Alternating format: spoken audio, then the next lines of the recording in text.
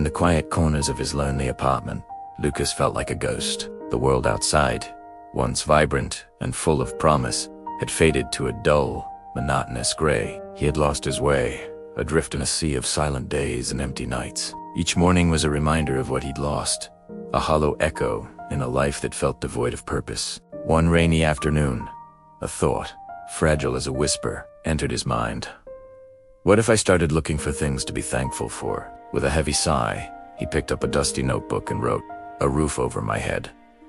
The next day, he added, "The warmth of a cup of tea." It was a small, almost insignificant start.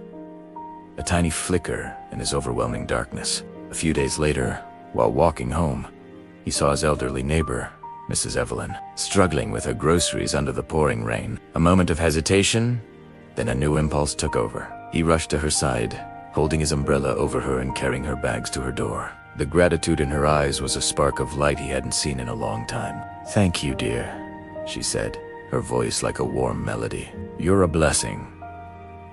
That small act of kindness planted a seed in Lucas's heart. He started volunteering at a local soup kitchen, serving meals to those who had less than him. He listened to their stories. Stories of hardship and resilience, of loss and hope. He saw the smiles on their faces as he handed them a warm plate, and in their gratitude, he found a piece of himself he thought was gone forever. He began to organize a small community garden in a neglected neighborhood park.